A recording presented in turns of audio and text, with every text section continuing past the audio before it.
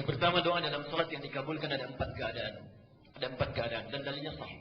Yang pertama saat berdiri, hadisnya qudsi bahkan. Saat berdiri. Ini jangan main-main dengan ini. Ini yang paling hebat ya. Hadisnya qudsi. Saya percepat saja. An Abi Hurairah radhiyallahu anhu qala. Dari Abu Hurairah semoga Allah meridai kepadanya, beliau menyampaikan. Perhatikan, saya langsung kepada matan hadisnya. Idza qala al-'abdu ya, qusimatis shalah baini wa baina 'abdi. Kata Allah, kata Rasulullah, qala Allah 'azza wa jalla, Allah berfirman dalam hadis qudsi, qusimatis shalah atau qasamtu shalah baini wa baina 'abdi. Saya bagi dalam salat hak dan kewajiban antara aku dengan hamba-Ku. Idza qala al-'abdu, kalau hamba-Ku membaca dalam salatnya, alhamdulillahi rabbil alamin, qala Allah 'azza wa jalla, dijawab oleh Allah, hamadani 'abdi, hamba-Ku sedang memujiku. Wa idza qala al-'abdu ar-rahmanir rahim, kalau hamba kemudian berkata ar-rahmanir rahim, qala Allah 'azza wa jalla athna 'alayya 'abdi. Allah langsung menjawab, hamba-Ku sedang menyanjungku.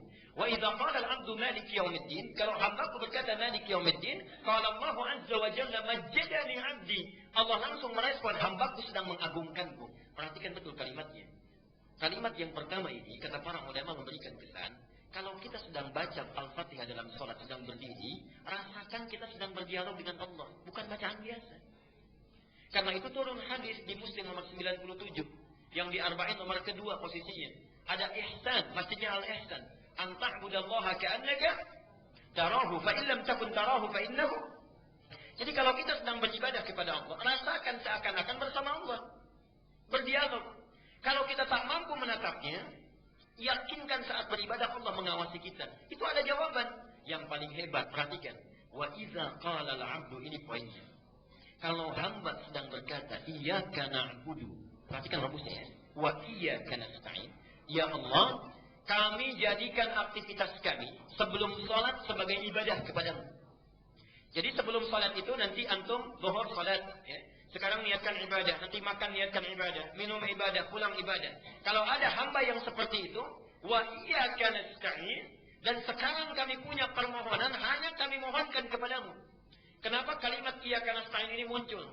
Karena ini perintah di Quran saat dalam fikih salat, Al-Baqarah 45. Perhatikan, bagi orang-orang yang punya persoalan sebelum salat, wasta'inu bis-sabri was-salat. Kenapa kita dipanggil oleh Allah lewat salat? Itu bukan hanya tuntutan fikih semata. Allah sebetulnya ingin menyelesaikan segala persoalan yang kita bawa sebelum menghadap kepadanya. Seakan-akan ketika mengatakan hayya 'ala shalah, di salat, punya masalah apa? Punya problem apa? Punya kesulitan apa yang akan diselesaikan? Ya. Karena itu dalam panggilan adzan setelah hayya 'ala shalah apa? Hayya 'ala falah. Kalau orang salat pasti bahagia karena masalahnya selesai. Karena itulah ketika kita mengucapkan iyyaka na'budu ya Allah, adabnya saya sudah beribadah kepadamu, sekarang punya permohonan, hanya kepadamu saya panjatkan. Apa jawabnya? Hadza baini wa baina 'abdi. Inilah komitmen antara aku dengan hambaku. Wali 'abdi, perhatikan kalimatnya. Wali 'abdi, dan untuk hambaku yang telah menjadikan aktivitasnya sebagai ibadah itu, masalah apapun yang engkau minta saat ini aku akan berikan. Aku akan berikan. Dan itu sudah dipraktekkan oleh Nabi Zakaria sejak muncul perintah salat di awal-awal. Jadi salat itu bukan hanya pada Nabi Muhammad, Nabi Isa salat, Nabi Musa salat, Nabi Zakaria salat, tapi caranya tidak sama dengan kita. Perhatikan hebatnya cara Allah mengabulkan doa. Saya mau tanya, kalau suami istri sudah menikah, puluhan tahun belum punya keturunan, suaminya sudah divonis sepuh, istrinya divonis monopos dan mandul. Secara medis mungkin tidak punya anak. Secara medis mustahil punya anak. Nabi Zakaria bangun, masuk ke mihrabnya. Ali Imran surah 3 ayat ke-38 dan 39. Perhatikan. Dalam salatnya berdiri itu meminta kepada Allah. Hunalika da'a Zakaria rabbah. Di mihrabnya Zakaria bermohon kepada Tuhannya. Apa doanya? Qala rabbi habli min ladunka dzurriyyatan thayyibah. Duhai Allah, saya sudah berusaha mendapatkan keturunan, berobat sana sini enggak dapat. Sekarang saya pasrah hanya meminta kepadamu. Innaka sami'ud du'a. Sungguh hanya Engkau yang pasti mendengar doa saya. Tidak menunggu lama, doa selesai dipanjatkan, langsung muncul ayat 39. Fa, tidak pakai waw, tidak pakai tumma. Fanadathul malaikatu. Maka tiba-tiba datang malaikat setelah doa dipanjatkan, menyeru. Perhatikan. Wa huwa qa'imun yusalli fil mihrab. Sedangkan Nabi Zakaria itu belum selesai salatnya, masih berdiri. Masih berdiri dalam salatnya. Baru selesai berdoa, malaikat langsung turun. Annallaha yubashshiruka bi Yahya. Anda dapat kabar gembira. Allah memberi kabar kamu akan punya anak. Langsung bahkan namanya dari Allah Yahya. Artinya hidup. yang mustahil menurut medis bisa lahir bayi yang hidup dari rahim perempuan yang menopos dan mandul, kata Allah hidup dia. Saking bingungnya Nabi Zakaria sampai nggak percaya. Kok bisa ya? Padahal awalnya minta, setelah dikasih kok bisa katanya.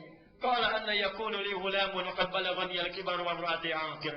Ya Allah, kok bisa saya punya anak padahal saya sudah sepuh katanya. Istri saya pun sudah menopos dan mandul, coba berikan tanda dan seterusnya. Artinya, kalau orang benar sholatnya dalam berdiri dia meminta kepada Allah, itu sudah ditunggu. Mau minta apa? Pasti dijawab itu kalau mintanya benar. Pertanyaannya sekarang, maaf, Bapak Ibu, kalau Allah sudah meminta seperti itu, apapun dikabulkan, mau minta apa? Yang belum punya motor minta apa? Yang belum punya mobil, minta mobil. Sudah punya mobil minta? Yang belum menikah minta? Yang sudah punya istri minta? Oh, minta istri lah. Bapak Ibu minta anak, Pak. Bu, tolong tandain, Bu, ya, sebelah sini tadi bapaknya. Mungkin ibunya ada di belakang. Perhatikan, karena itulah saat berdiri diberikan oleh Allah satu tawaran. Kalau dibacakan, diberikan apa yang dibutuhkan. Mau nggak? Itulah ihdinas siratal mustaqim. Tunjukkan kami ya Allah solusi terbaik dari masalah yang kami miliki. Maaf, ihdinas siratal mustaqim itu arti yang tepat bukan tunjukkan kami jalan yang lurus. Itu bahasa kiasan, nggak pakai oh bu, itu bahasa kiasan. Ihdina dari kata hudan, hidayah, itu solusi dari persoalan yang dihadapi. Jadi punya masalah apapun, solusinya ya Allah tolong berikan. Siratal mustaqim itu kata kiasan majaz dalam bahasa Arab yang mudah tidak sulit prosesnya. Jadi berikan solusinya tapi mudah. Jadi ketika kita meminta dalam sholat, itu minta ya Allah, saya punya masalah, tolong berikan. Diberikan oleh Allah satu bacaan, dibaca. Jadi yang punya masalah di rumah tangga, diberikan solusinya. Yang punya masalah di pekerjaan, diberikan solusinya. Dan itu bukan solusi biasa. Siratal ladzina an'amta 'alaihim, nikmat. Ghairil maghdubi 'alaihim. Allah tidak murka dengan apa yang dikerjakan. Waladhdallin, dan tidak tersesat dalam mengerjakannya. Mudah dikerjakan. Jelas sampai di sini? Baik. Yang jadi persoalan, kalau sudah dikasih cukup tidak? Kadang-kadang diberi pun masih ingin yang spesifik. Saking sayangnya Allah kepada kita, diberikan kesempatan kedua setelah baca Al-Fatihah, diminta memilih surat-surat yang sesuai ayatnya dengan keperluannya dari Al-Fatihah sampai dengan An-Nas. Yakinlah semua ayat Quran itu solusi persoalan hidup kita. Itu sudah tegas disampaikan, bahasanya hujan. Lihat tadi Al-Baqarah 185. Syahrul Ramadan alladzi unzila fihi. Di bulan Ramadan Quran diturunkan. Apa fungsinya? Hujan. Hujan. Solusinya disebut hujan, memintanya disebut ihdina. Nah, orang Islam saking sayangnya Allah kepada mereka, dipaksa supaya dapat solusi itu lewat sholat. Al-Baqarah ayat kedua dan 3. Dzalikal kitabu la raiba fi hudan. Yang di ayat 185 linnas untuk manusia. Jadi kalau ada orang yang mau baca Quran dapat hidayah. Tapi orang Islam dipaksa supaya dapat solusi itu lewat sholat.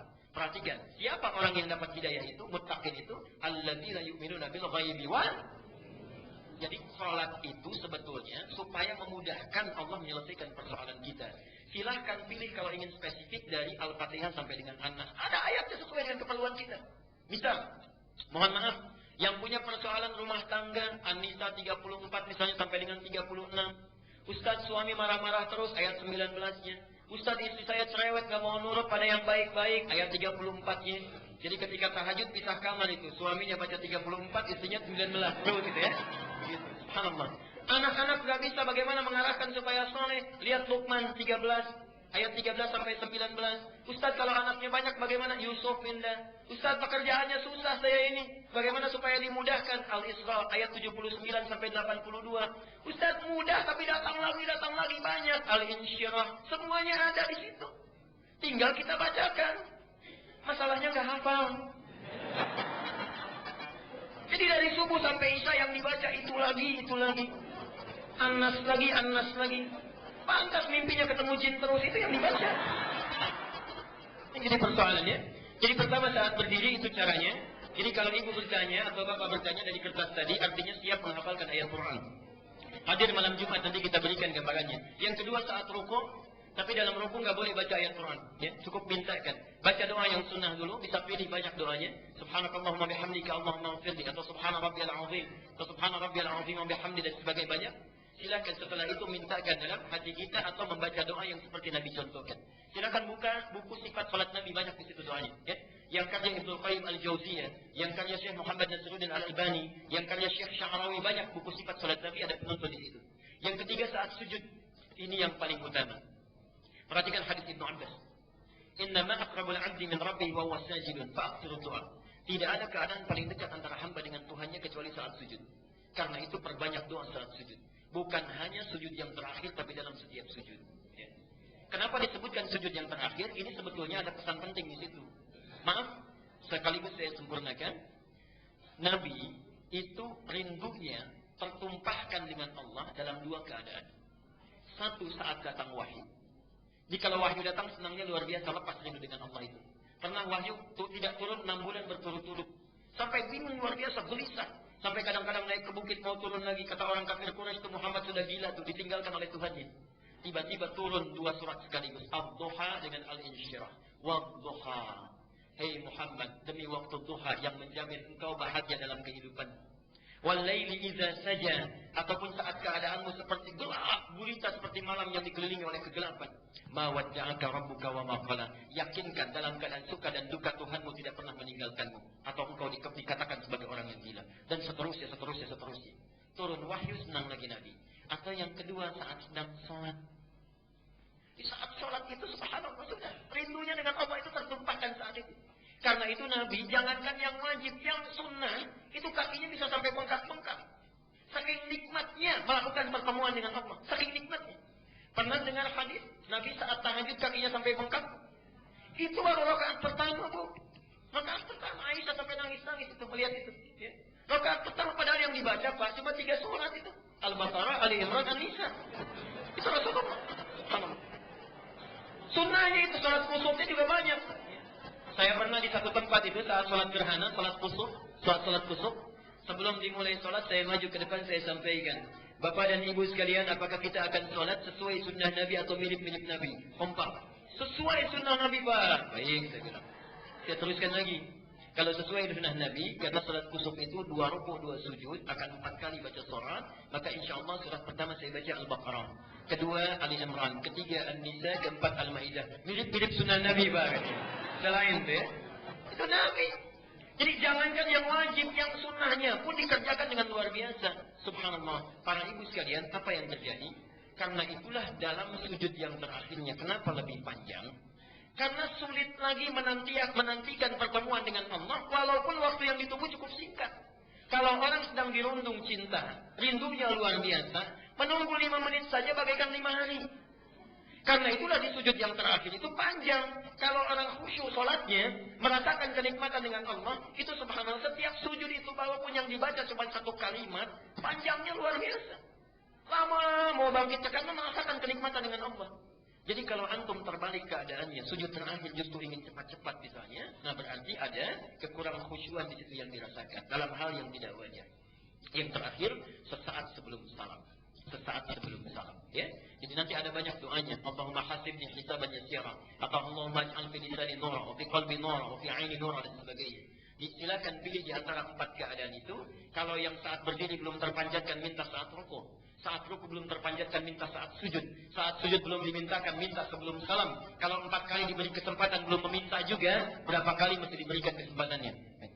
Saya kira waktu kita sudah habis, ini mau selesai. Barangkali masih ada beberapa pertanyaan yang belum dibacakan. Insya Allah nanti lain